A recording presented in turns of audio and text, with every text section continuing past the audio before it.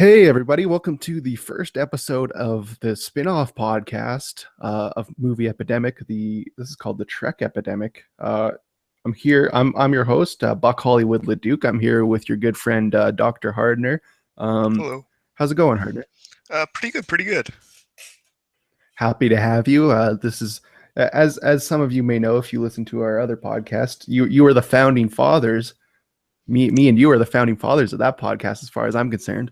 Yeah, and then I occasionally pop back up for weirdly, mainly vampire movies and other things. There's a weird trend there for a How little many while. vampire movies have you been on? I don't know. There was like a little while where I was on like once a month for like 3 months, and in each of those there was like 2 vampire movies or something ridiculous like that. There was like the Dracula Untold and all that nonsense. A lot of Right. vampire movies. Anyway, that's our other podcast. But you're a busy man. You're a doctor or something. I don't fully understand, but I'm sure there's some reason why you're busy. Anyway, why don't we well, we're gonna talk about Star Trek on this podcast basically, and I mean there's lots of Star Trek podcasts probably. I mean I haven't listened to any of them, but I assume there's a lot of them because it's a good topic. There's 700 episodes, Yes, 13 movies. a lot of content that you can go through. Content, 730 books. We'll have to do an Jesus. Is episode there about really one of that the many books. books? Is that the actual number?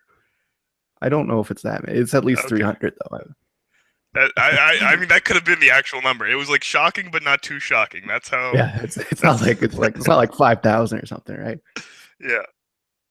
But I assume it's close to that because there's like 7 series of Star Trek, and each one probably had a couple hundred books, like at least 100 books, probably. So.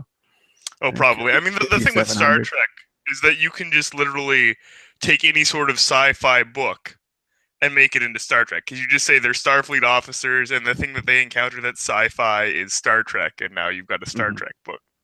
There you go. You got a Star Trek book. I'd love to pen one day, but busy. I'm a Exactly. busy man. So what are we talking about today? Star Trek: The Motion Picture, the classic. Star Trek: The Motion Picture, the first film in the film canon of Star Trek. We were talking about this a bit earlier, but this one, 1979, 10 years after the end of the original series. I think, I can't remember when the animated series was in there. That might have been that might have been after this. I don't recall. Oh man, I actually, forgot about the animated series and freaking Spock's like nephew or whatever. Yeah, so the animated series was before this. So Okay. there was this.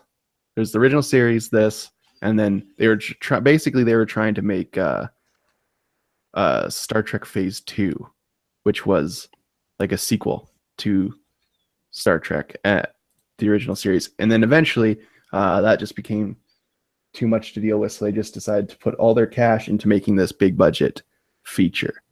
Some interesting facts about the movie, directed by Robert Weiss. You may know him for directing Sound of Music, West Side Story, and the editor of Citizen Kane. So this is some high profile shit right here. Wow, that was not something I knew. That's pretty ridiculous. Well, I know. I looked it up because like the name sounded familiar. I'm like, where do I know that from? Oh, he edited fucking Citizen Kane, the fucking #1 film school movie you learn about, right? So it's like, Yeah. it's one of those things where it's like really strange. And then like you got the music by Jerry Goldsmith. If you don't know who he is, Planet of the Apes, Alien, Total Recall, did 5 Star Trek films. But this was the first one, right? So it really introduced that sweeping kind of Star Wars score to the Star Trek universe. Yeah, I mean they had some of that in the original series. Like there's the intro and stuff. It was a lot more upbeat in like the original series, and they kind of take it a little bit darker orchestral at times. Yeah, I agree. Now, I've seen this movie a few times. Is this your first time? I don't know your history with it. This was my first time for this one, yeah. Yeah. Because I've always been kind of told to avoid the motion picture. Right. But yeah. So it was the first time I'd seen it. But well, we should talk about our own histories with Star Trek for a bit because it's the first episode, so you got to ease people in. Yeah, fair enough. But Yeah.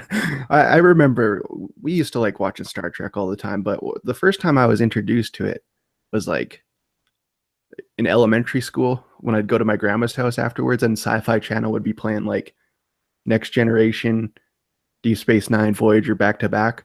So I'd catch like the last half of Next Generation and then watch Deep Space Nine and Voyager. So like every day for a long time, I would watch like 2.5 hours of Star Trek, and that was probably my introduction to it.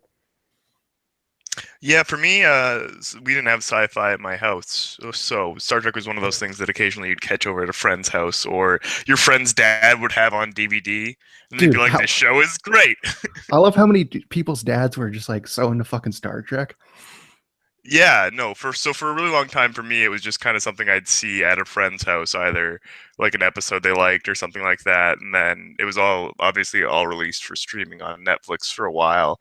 Watched some episodes there, and then through a few other services and things like that. So watched a bit here and there, and then definitely gone through some of the movies as well. Yeah, I've seen most of the movies. Most recently, like I did just watch the motion picture earlier today, but I have seen it previously. Um, Most recently, I saw it at the 50th anniversary screening of Star Trek, and they played like the first four, I think, in theaters. And I saw this one fucking blazing drunk. There was like a bunch of other fucking nerds that were trying to talk to me about shit. Like fucking this one like 40-year-old autistic guy's like, "Hey man, you coming to see the Wrath of Khan on Saturday?" I'm like, "Absolutely, my man." He's like, "I'll see you there, buddy." I'm like, "Fuck yeah." Uh, Start the Wrath of Khan I did see sober, but then once we got back around to what's it, episode 4, The third is Search for Spock, and then there's I had to miss that one, but I don't remember what's the fourth one called. The Journey Home. The Journey Home. Voyage home. Voyage Home. One of the two. They But go yeah, home. They go home. that that one I also saw fucking just completely wasted, and it was probably the greatest film of all time. That's probably the way to watch number 4. It's one of my favorites because they're saving whales and shit. But anyway, uh, I would say this one, the what's it called? The motion picture. It's its own bag of insanity, really. It's a treasure trove of silly shit. Yeah, I would say that at like its core, there's a lot of good elements there that were clearly drawn from the original series, but it feels a little bit bloated. A little bit Sure, like there's because it's a over bit two much. hours. Oh, 2 hours and 15 minutes. That's definitely a sit through. And honestly, for like the first 120 minutes, or no, the first 100 like hour and 20 minutes, I guess, first like 60 minutes, has really nothing, almost nothing to do with the rest of the movie.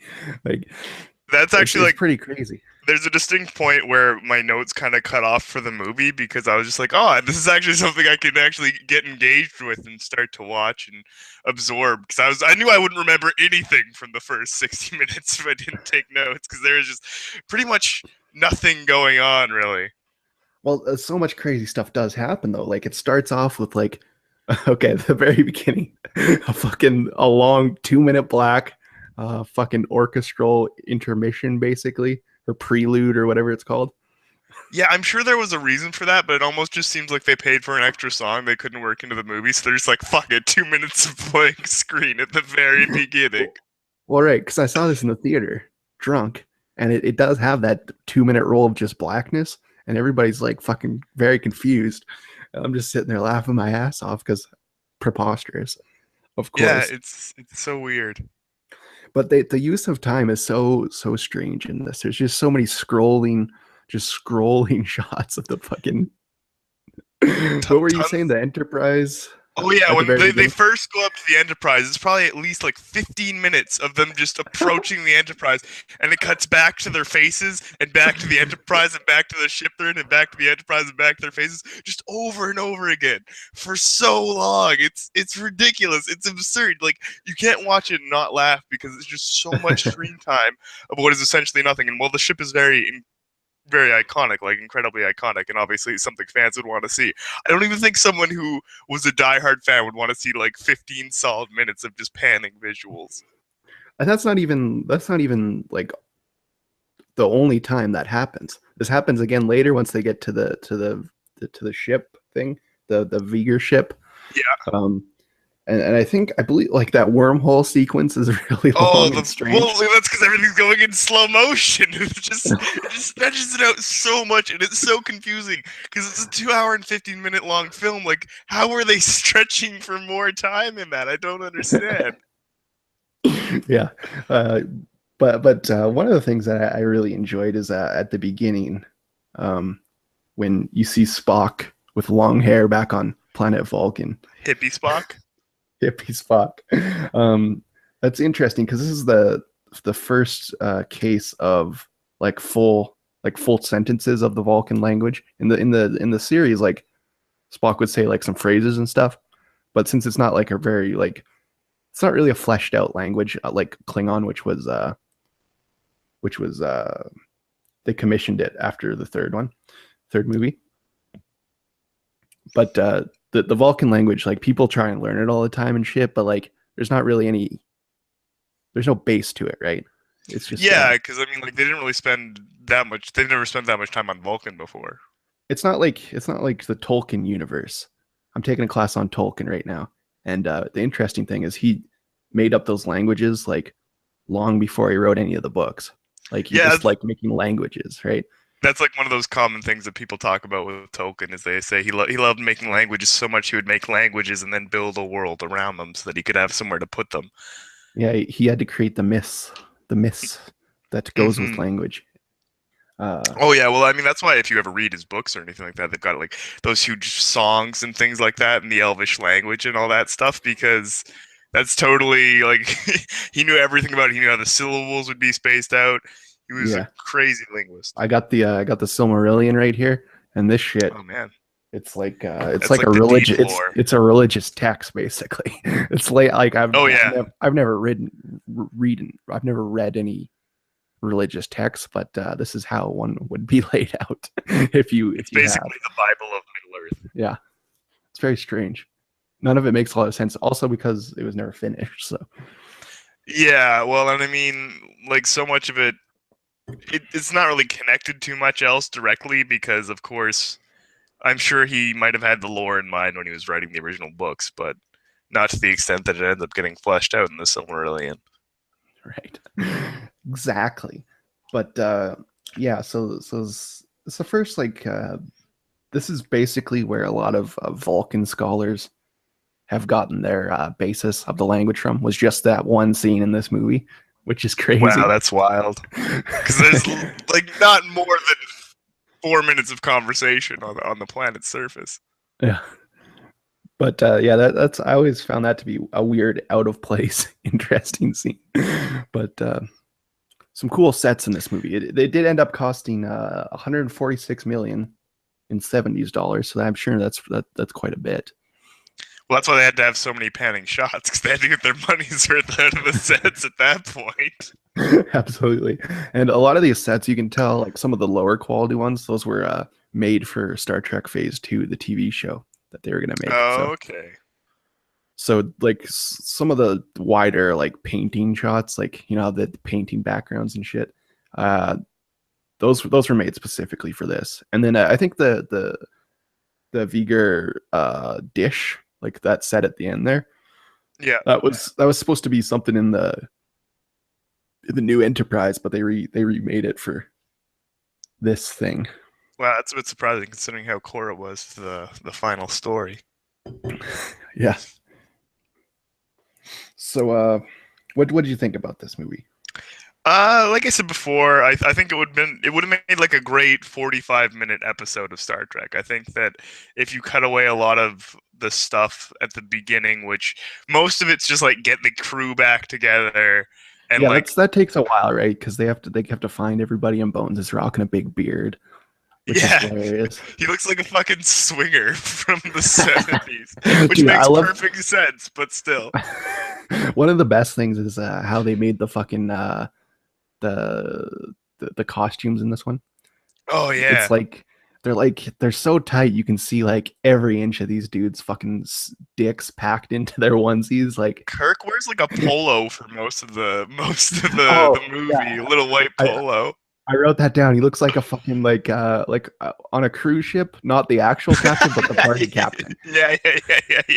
He's gonna take you out clubbing when you Yeah, when but you he's when you covered. dock. His fucking upper arms are all covered in hair, and like the fucking sleeves are so short. Oh man, And there's the just the one best. chick who goes off and becomes a robot, and she comes back and she just wears a fucking bathrobe for like the rest of the movie, and it's like it's such a low cut, or sorry, such a high cut, like little bathrobe thing. I'm like, wow, that is some great angling by the cameraman there that you never see her vagina. Yeah, right. Well, Lieutenant Ilia, she was Yes. also another. She was another repurposed character that was going to be like the number two on Star Trek Phase Two. So basically, how Star Trek Phase Two was going to be, it was going to be like because they couldn't really get anybody back. Like William Shatner is going to be too expensive, and Nimoy didn't want to do it. So they were going to make like another Vulcan, and then they have like Lieutenant Ilia, and then whoever else, maybe Decker, maybe I don't know. Oh, was the other Vulcan the dude at the very beginning, who they introduced who's going to be the science officer, but then It's tragedy strikes? it's possible. Oh Yeah. yeah, we didn't even talk about that yet. The when at the beginning with the when the thing malfunctions, Yeah, the the transporter. transporter. Oh, that's a grotesque scene, dude. It is so horrifying. And they How would just you write it off describe? like it's something that happens regularly. How does anyone use a transporter if that's something that could happen to you They're just regularly? like absolutely just like horrific screaming monsters that are being transmuted through the Yeah, air. and it goes back down to like they end up getting sucked back down to Earth and like, did you get them? And then they're like, what we got didn't live very long, thankfully. And it's like, Jesus Christ, those were human beings. Well, one of them Just was a fucking Vulcan, but horrific. still, come on! Is no one like more impacted by this? How is this so regular? They act like fucking someone dinged their car opening a door or something. Jesus Christ, people died. Yeah, fucking and then what happens to Scotty there? He gets doesn't have something happen to his hand or something? Oh no, it's Chekhov's Oh, hand it's when they're Chekhov. That's freaking right. Yeah. they're I want to say it's when like the probe strikes or when I think it's when the probe Yeah, strikes that's right. That's right. their Yeah. ship and like lightning's going through it and then Chekhov's hand gets burned and he just has this super dramatic drawn out scene where he's clutching his hand and then Kirk just like waits a couple seconds and he's just like medic and then There's so many scenes where like it's just so like insanely drawn out and crazy. yeah. Like it The almost doesn't entire even scene in the seem black real. hole, the entire scene in the black hole is just like a drug trip that's just like 20 minutes long somehow. Oh man. Hmm. Now, it's interesting that this came out a couple years after Star Wars. How much do you think influenced them to just go the movie route? Because Star Wars was like the biggest thing ever, right? Oh yeah, and I mean no one really saw it being the biggest thing ever when it was coming out. A lot of people didn't really expect too much from it. So when it ended up being as huge a hit as it was, that must have been a big thing that caused them to shift towards it, especially because when they're doing the movie thing, all of a sudden they've got a much larger budget which they can use to get back these big stars. And they've got to think like a movie like Star Wars coming out of nowhere with no following. It's just a Right. And sci-fi movie, but their movie has a huge following already, or well at least a cult following, so they should be mhm. able to get even more out of it. So I mean, it must have been pretty much. It must have been a really easy pitch when someone was like, "Hey, what if we just did it as a movie instead of another TV show?" Well, because sci-fi was never like the big thing. I mean, there's 2001: A Space Odyssey, which came out about 10 years prior, but then there wasn't anything really. I guess Close Contact or whatever the fuck that movie's called. Fuck. What is that called? Close Encounters of the. Close Encounters. Yeah. And Yeah. then Star Wars, and then that's when like sci-fi took off right around there, mid '70s, late '70s, and then of course Star Trek. Yeah, and I mean, I think part of that too is like there's obviously technological limitations on some of that stuff too. It's hard to get good shots of a ship going through space and stuff like that. Around that time, they obviously started to get into the situation where they could be done better with things like Star Wars and stuff like that, using models and just getting things working properly. But also, I guess maybe just changing culturally. I don't know, but Again, definitely did blow up then. this movie also underperformed at the time, only making 139 million. they did green light a cheaper sequel, which turned out to be one of the greatest movies of all time. So I guess they did okay. But So did it lose money then? no. Well, it was 100 or it was 46 million to make, and they made 139 million. So Okay. they made money, but like it's not Star Wars money, you know. No, definitely not. And with what they were working with, they probably were hoping for a lot more. Yeah. So basically, the first hour is just like a nothing setup, right? They basically just need to get the core members of the team back together. They need to get Spock, Kirk, and Bones. I think I those are the like only. one of the great things about this is how Kirk just takes over the Enterprise. Yeah. It starts off with him like being like an admiral, or what was he? Yeah, he was an admiral, but he was also like the chief of Starfleet, like command or something like that. He was basically like the head of the fleet. Right. And basically he inducts himself as the captain of the Enterprise to chase this some sort of butthole monster that's coming towards Earth. Yeah, despite having not flown a ship in 2 years. Yeah, but fucking, well, what's it called? Viger? Is that its name? Viger, yeah. All right. Like you're coming up with like what should be the big protagonist for this fucking movie, and they landed on Viger, a satellite that gains knowledge. Yeah, sentient satellite. Good times. Well, here's the thing about that. Well, it turns out, if you've never seen this movie, spoiler alert, turns out the Viger is a NASA satellite. It's a NASA the Voyager satellite. Here's the thing. Even with like 80s ass card programming, you know card programming, how they used to do it in the 80s, or yeah, the 70s punch cards. and 80s. Punch cards, yeah. Even with something like that, you're not going to make a program that's like that would be interpreted to like return to creator. Like, how's that going to be misinterpreted? I think part of the thing there was that it's the Voyager 6, so it wasn't one that had actually been released at the time that actually when was, because I don't know if there was the Voyager 6 that was actually released. I don't think so.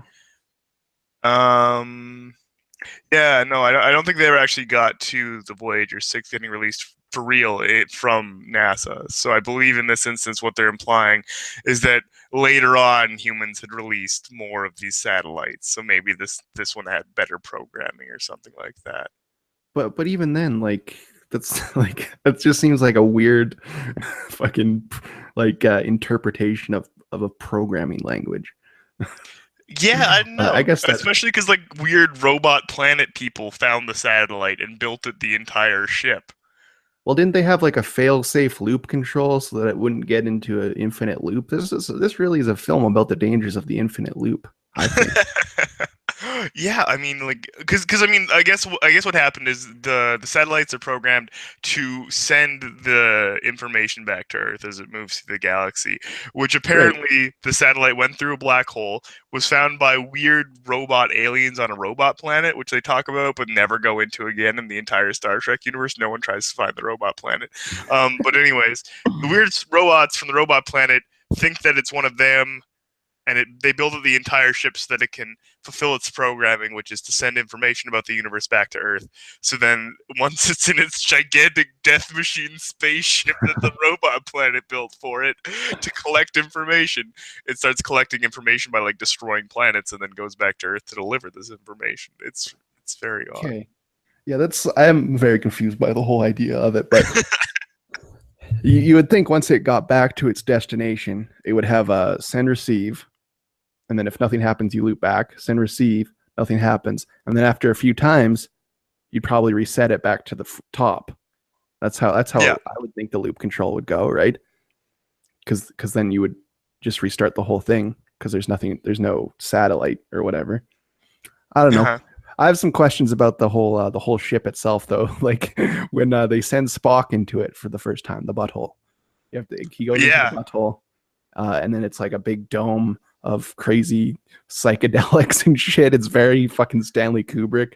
Yeah, stuff like that almost seemed to be influenced by 2001: A Space Odyssey and things like that. Just weird sci-fi visual Absolutely. experience. Even the dish that Viger is in, it's like with the lighting and everything, and just Yeah, like like all the the whole vibe of it, hexagonal tiles and all the crazy nonsense. very Kubrickian. And like, it's not to say that I don't like this movie. I think it's a good time. It's just there's so much insanity, just like Yeah. so much crazy shit that doesn't make any sense. I But you don't just think you go, can take it seriously at all, which is it no, no, kind of tries to. I mean, I guess you can't really take too much of classic Star Trek too seriously, but it kind of has that thing where it almost seems like it's trying to be a little bit serious.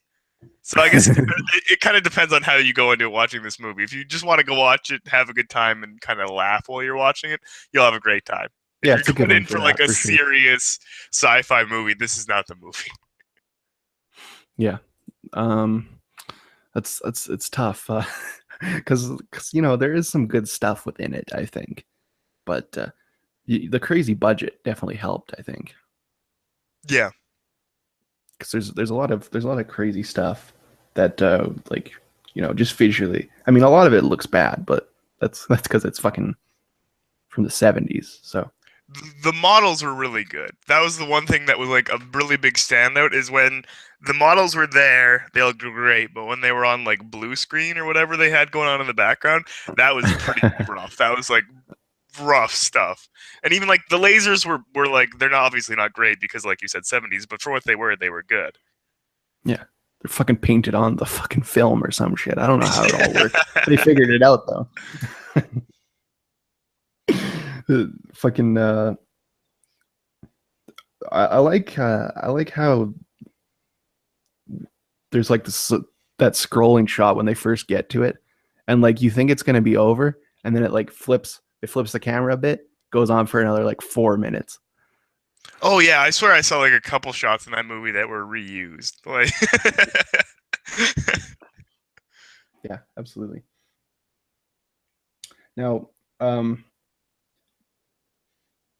I believe after this, Gene Roddenberry was like ousted for a while. Like he didn't have any creative control over the next few movies, uh, okay. and then he didn't really have anything to do. I mean, like he was still making money probably, but he didn't have any creative control up until about the next generation, where they basically just brought him on as the producer so that fans wouldn't be mad. Yeah. It's like one of those fucking Dan Harmon type things where it's like, we'll bring him back, but he's like he's a madman. He wrote Star Trek: The Motion Picture 100% seriously. Well, and it probably was, like you said, that they probably had much higher expectations for what they were going to get out of the movie money wise. So when it didn't perform as well as they thought it would, they probably, like you said, that was when he kind of got bumped. Yeah, but I mean, it did lead to some of the best movies in the whole entire franchise. So I guess you know there's that trade off. Mm-hmm. But it is interesting if you look at like the original series, because it is like very specific in how it was created, right? Like there's it's in the future where like everything's pretty sweet, and like everybody's kind of equal but kind of not because they're in mini skirts, but like they're all out on the bridge and shit, and it's the 60s. Yeah, no, it was definitely like really well constructed that way, and they obviously tried to challenge social norms. It was really funny when things like because obviously it had the first interracial kiss between Captain Kirk and Uhura on television, the Mm-hmm. original series, and so they tried to like challenge social norms and stuff like that. But it's just funny that something like that obviously couldn't be treated like totally weird in the future because in theory in the future we're going to be a lot more better off. Yeah. And this one, um like I was reading about it, and they're like they did change the costumes to make them a little more like you know, like socially acceptable, because even like the 60s outfits were a little like it's fucking just short skirts and fucking but this one they kind of like pantsuited it up, except for uh fucking Aaliyah after Yeah, she when gets turned she's into a wearing her robot. robe. That's because robots aren't people, so it's not sexist. Right. It's fine. You can put a robot in anything. They love it. Exactly. She could have been walking around naked. It's fine. She's not a person. Like Westworld. Like if you were in a Westworld situation, would you kill a robot first or would you fuck a robot first? Ooh, that's a hard one. I feel like it would depend on what random storyline I got caught up into first with the weird whole setup they have there. Right. Well, that definitely is a factor. But I think I would probably fuck a robot first and then kill it. Oh, that's a pretty solid way. I mean, it's a 1-2 punch. You get both out of the way really quickly, and you get to figure out what you like more. Do you like what do you want to use the robots for the rest of your time at Right. Westworld? In my case, you would get both of them out of the way very quickly, and Yeah, then that's and efficiency. That's efficiency. The robot would respect you for your choice. absolutely, because that's what I want, the respect of the Westworld robots.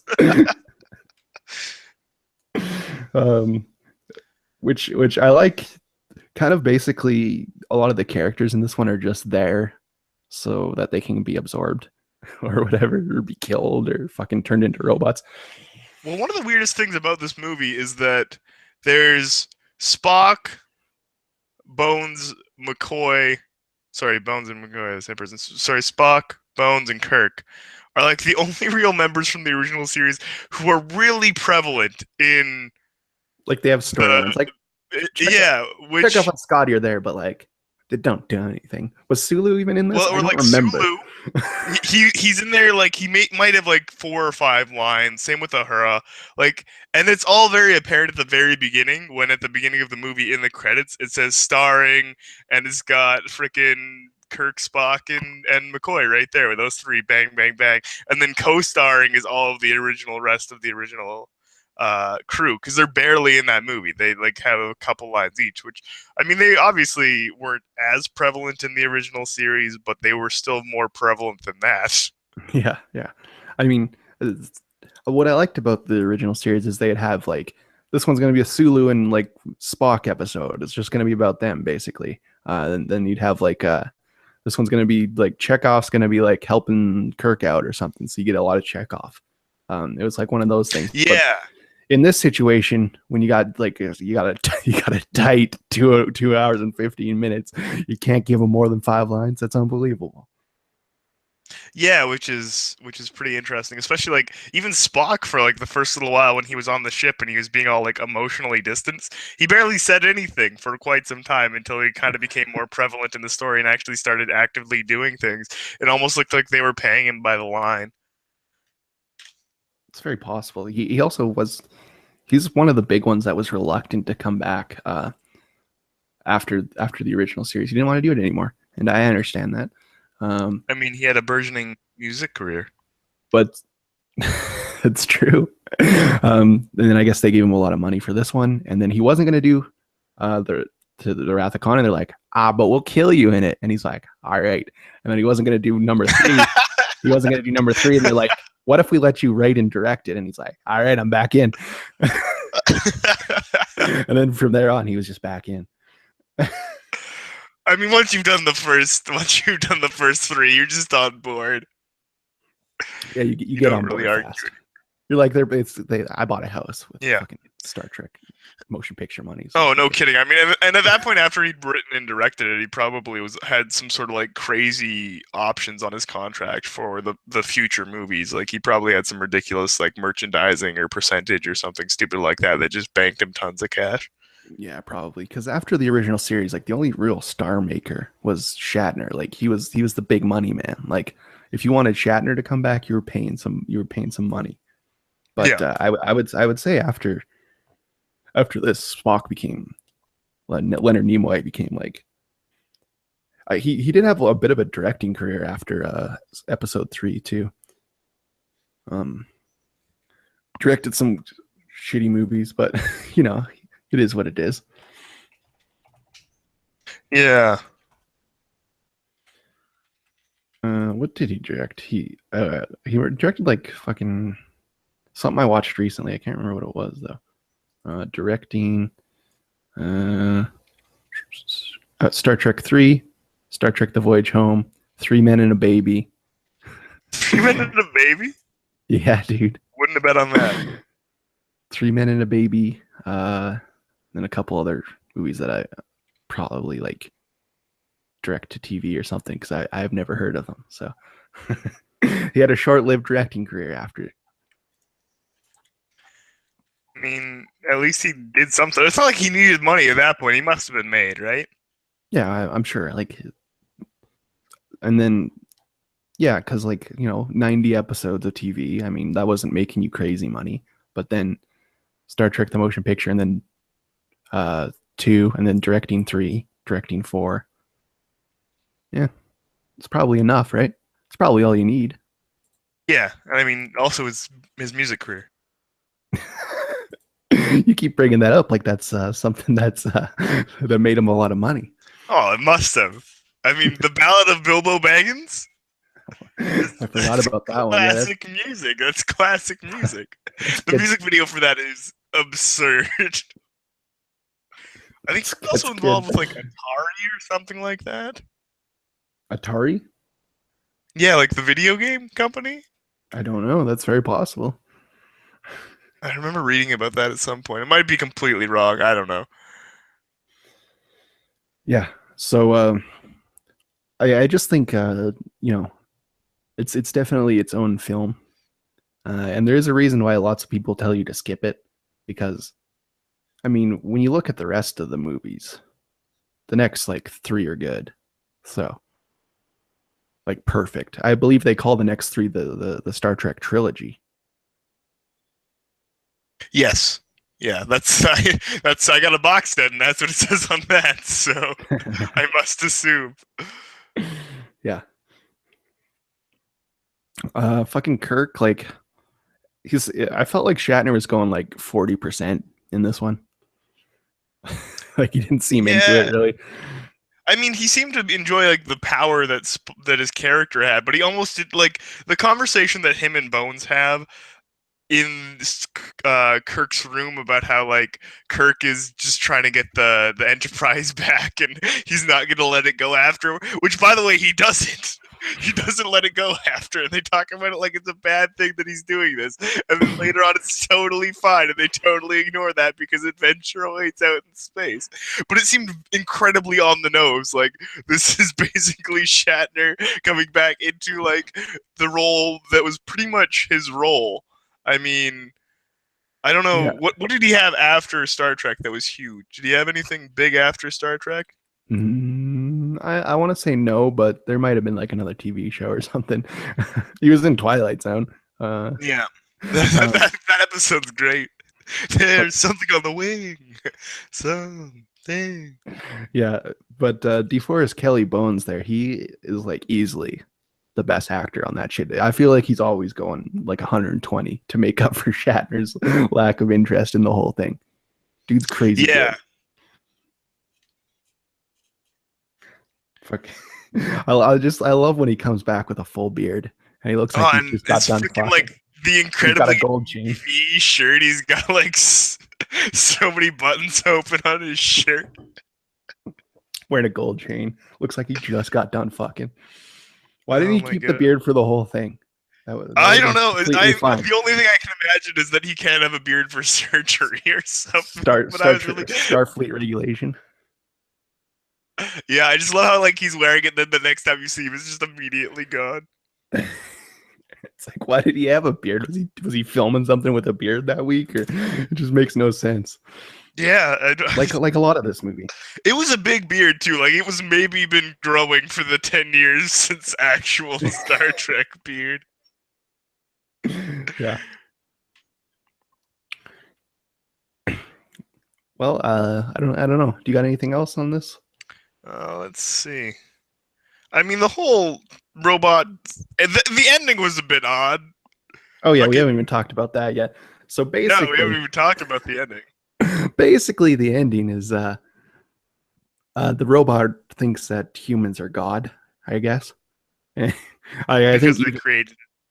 Right. I think even Bones mentions that he thinks they're gods, and then he wants to fuse with one of them, and Decker is real into it. Because his girlfriend is the one who got turned into a robot, and he wasn't allowed to have sex with her before because she had a vow of celibacy. But now that she's a robot, he's allowed to do it. It's so confusing though, because like, fucking Viger abducts Aaliyah and then disposes of her. What did he disposes of her shell? Killed. Like I think when like the robot like beams why did he make her into a robot? Her. Like why was that necessary? I don't know. They go through like the whole section where like she's observing the crew, but and then they have Decker try and bring out her memories. But then also that ends up leading to absolutely nothing. Like it's a whole nother thing where they just do something that leads to nothing. Like the only point for having Aaliyah is to have Decker sacrifice himself to be with her, but the only reason Decker's there is to have somebody to. It's all clearly plotted, right? Like, yeah, she's basically the bait to get him to sacrifice himself later on. And I guess they show the scene where they're like trying to bring out her humanity again to sort of like show you that there's like something there. I don't know. It's weird. It's weird. Well, now when he fuses with the Viger, there is some of like the best special effects I've seen in these movies. Yeah, man. He looks like he's going Super Saiyan. It's awesome. It's really cool. Like it's very specific looking. And after seeing this on the big screen, I do have much more of an appreciation for what they were trying to do. I don't think like the sweeping shots mean much if you're watching on your TV, but when you're in the theater, it actually is quite interesting and like enthralling as a Star Trek fan. And I get what they were trying to do. But maybe not 15 minutes, right? Like, fucking let's cut it down. There's time limits on things like that. But specifically that scene when he's getting sucked into the computer and he's turning into like code and fucking light and shit. Yeah. I was like, oh shit, son. I might make that my new fucking Twitter profile. Fucking dude. Yeah. Code and shit. Oh, man. I got one more thing to talk about. You know, at the beginning, when we're meeting all these characters, and like two characters talk about how Kirk recommends them for promotion. There's the science officer, who's the Vulcan at the beginning, who gets melted in the transporter, and there's Decker himself. Both of them say that Kirk recommended them for the current position they're in. And yet when we get onto the Enterprise, we see that all of his former crew is working the exact same positions that they always have been. Nobody got a promotion who actually worked underneath Kirk. Kirk didn't recommend any of them for promotions. Why? What an asshole. Kirk feels like one of those fucking wheeler and dealer Trump types, man. He's like, yeah, he's just making deals with people. He's like, oh, I can get you a promotion. Don't we worry about that. I just fucking grease my fingies and I'll get myself a ship. Yeah. He's just constantly fucking wheeling and dealing. And that's why we love Kirk. Got them wheels going. Yeah, so that's pretty much everything I got on well, I did that wormhole scene.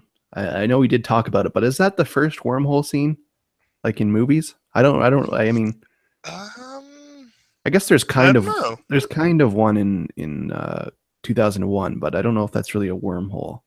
It's more like a black hole or something. Well, yeah, I have no idea. I don't know. I haven't watched enough classic sci-fi to know for sure. Well, I mean, it's probably not the first wormhole, but I feel like it's the first one that popularized the way the wormholes kind of like warp things and slow stuff down. Yeah, I mean, it's very possible. Do you think they had like a scientist come in and consult on that, like they did for Gravity? I'm gonna go with no one was consulted when making this movie, because like probably consult the programmer. To figure out how Viger works. Probably consult some sort of fashion advisor to make sure these dudes' dicks aren't packed in there so tight you can just see every inch of them. I don't know if you noticed, but like when they're walking around on the bridge, like you can just see their entire package.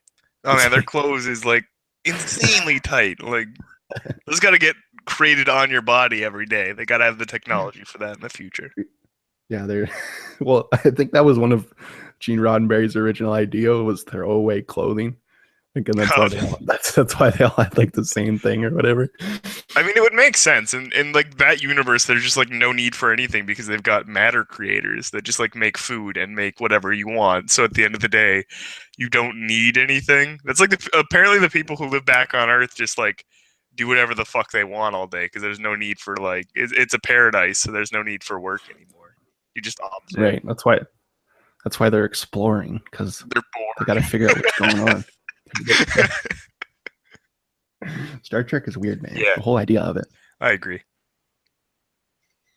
But that's why we're exploring it. The fucking millennials view of Star Trek. That's what this podcast could have been called, very easily.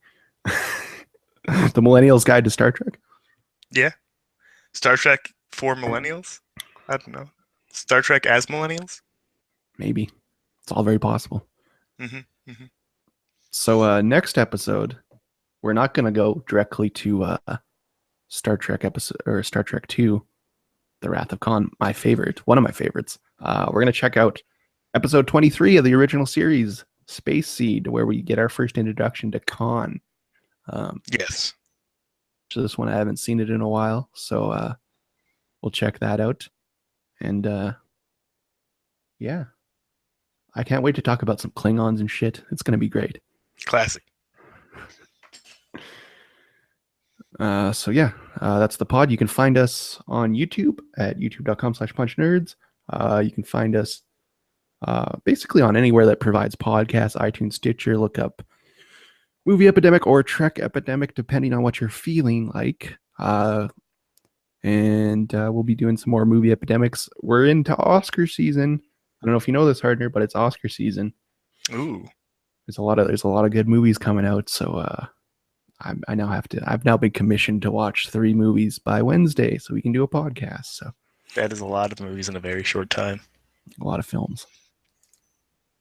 That's the Trek Epidemic. Thanks for listening.